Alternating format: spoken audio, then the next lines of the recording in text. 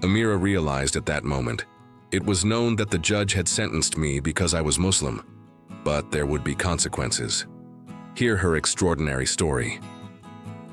Assalamu alaikum, I am Amira Johnson and I'm 19 years old. What happened to me at the European Chess Championship in Germany changed everything. But first, I need to tell you about a decision I made when I was 16. I was born in Detroit. My family is originally French, but both of them were born and raised in Detroit. Although they weren't religious people early in their lives, over time they delved deeper into these matters, researched them, and decided to become Muslim. Dad drives delivery trucks, Mom cleans offices at night. Money was always tight, but they never complained. I discovered chess when I was 7. Our community center had an after-school program. My chess teacher, Mr. Hassan, noticed something special about me.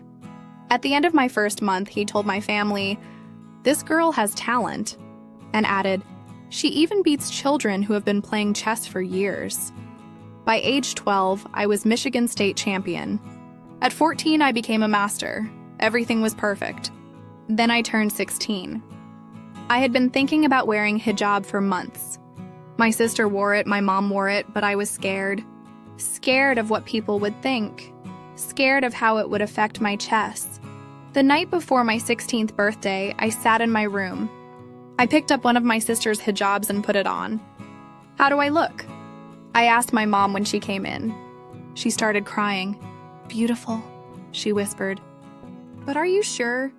"You know what this might mean." I nodded. "Mom, people keep asking me to choose between my faith and chess. But why should I have to choose? Both are part of who I am." The next morning, I wore hijab to chess club for the first time. The room went quiet. Everyone stared. My coach, Mr. Peterson, pulled me aside. "Amira, honey, we need to talk," he said. We sat in his office. "I support your decision," he began, "but you need to understand what this means. Some people won't like seeing a Muslim girl competing at the highest level." "So what are you saying, that I should take it off?" "I'm saying you need to decide what's more important, your faith or your chess career." I stood up.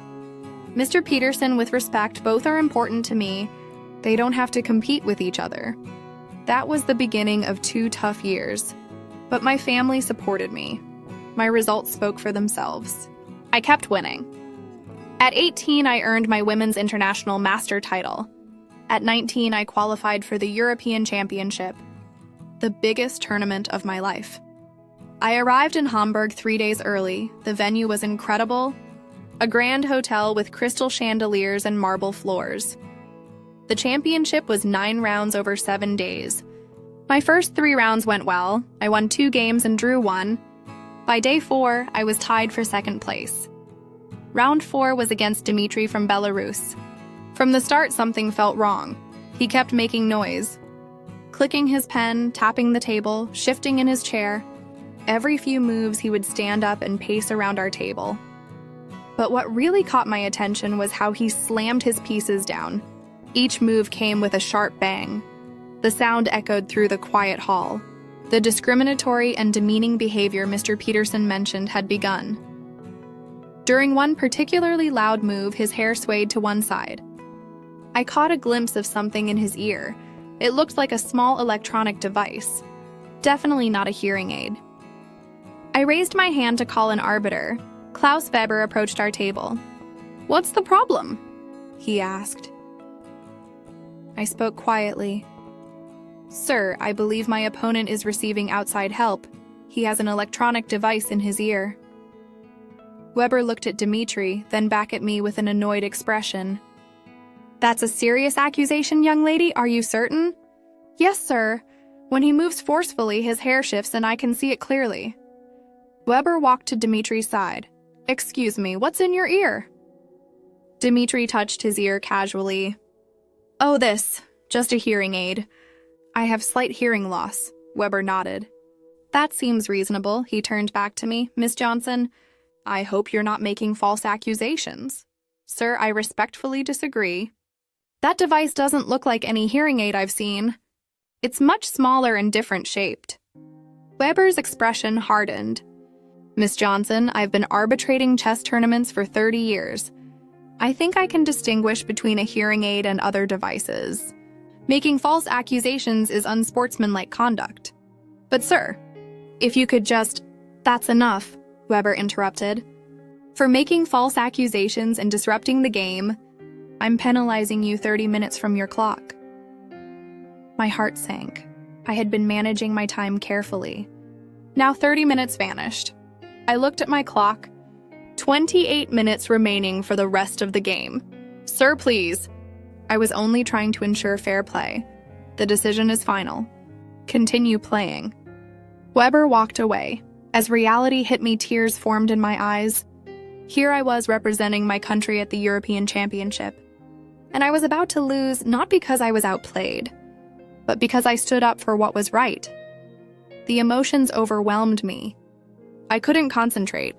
The injustice combined with the time pressure left me helpless. Tears streamed down my face as I sat motionless, knowing defeat was inevitable. The French player Marie at a nearby table noticed first. Her eyes widened as she quietly signaled to Anna from Sweden. Anna looked over and frowned with concern. Victor from Russia was trying to concentrate on his game but kept glancing at me. Greta from Germany noticed and caught her opponent's attention. Silently, players began making eye contact across the hall. They pointed discreetly in my direction, raised their eyebrows, shook their heads. No one spoke, but everyone could see something was very wrong. Dr. Sarah Martinez, the tournament's Chief Arbiter director, had been observing from her position, a respected chess official from Spain. She noticed the unusual behavior from multiple tables, the silent signals, the concerned looks, the subtle pointing. Dr. Martinez walked toward my table. As she approached, the other players seemed to breathe a sigh of relief. "Amira, is everything all right?" she asked gently. Through my tears, I explained what happened. How I spotted the device, how Weber dismissed my concerns, how I was penalized for trying to ensure fair play. Dr. Martinez listened carefully, then looked at Dmitry. "Sir, may I examine your hearing aid?" What? Why?" Dmitry suddenly looked nervous. "It's routine. If it's legitimate, you have nothing to worry about." Dr. Martinez moved closer and studied Dmitry's ear. Her expression changed immediately.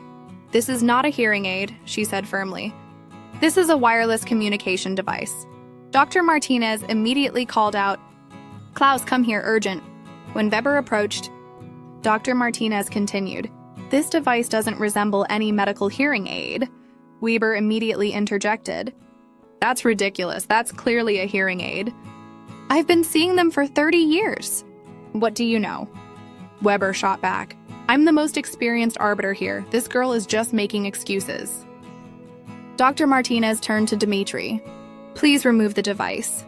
Dmitry reluctantly removed it from his ear. It was small, black, and definitely looked nothing like any medical device. Dr. Martinez held the device up for everyone to see. "Here's the truth. This is professional cheating equipment." Weber froze in panic when he saw the device. He had been caught. Weber's voice trembling. This could still be a hearing aid, a very special type." "Klaus!" Dr. Martinez said angrily. "Are you still lying? This is obviously a cheating device." Weber desperately, It looked so similar to a hearing aid. "You knew exactly what this device was. You deliberately penalized this young woman because you're uncomfortable with her being Muslim." At this point, Weber fell into silence for a long moment. The hall watched him expectantly. His face had turned bright red. His hands were shaking. His eyes showed both shame and anger. He pressed his lips together, saying nothing. Dr. Martinez said sternly, "Klaus, I'm taking your silence as an admission. You knew you were being unfair to this young woman because of your prejudice." The voices had risen so much that games throughout the hall stopped. All players stood up to see what was happening. The hall erupted. Players began talking among themselves. Finally, Marie said loudly, "How many of our friends has this Weber eliminated unfairly?" Victor shook his head. "This merciless man, how many people's dreams has he stolen?" Anna angrily, "I don't know how many young players quit chess because of this man." Dr. Martinez took the microphone and addressed the entire hall. Ladies and gentlemen, serious cheating has been detected in this round. All games are suspended. Klaus Weber, Dr. Martinez continued, as Chief Arbiter Director, I am removing you from your duties immediately. Weber silently gathered his materials and left the hall while players booed him. Amira, Dr. Martinez said, you are the direct winner of this round since Dimitri is disqualified. The game is decided in your favor. Due to the impact of these events, today's rounds are concluded. The tournament will continue tomorrow morning. That night in my hotel room, I video called my family. My daughter, Dad said, today you didn't just play chess. You stood up for justice. Mom was crying. We're so proud. You've been preparing for moments like this ever since you decided to wear hijab. The next day, the tournament continued. But the atmosphere was completely different. All players were treating each other more respectfully. Arbiters were working more carefully.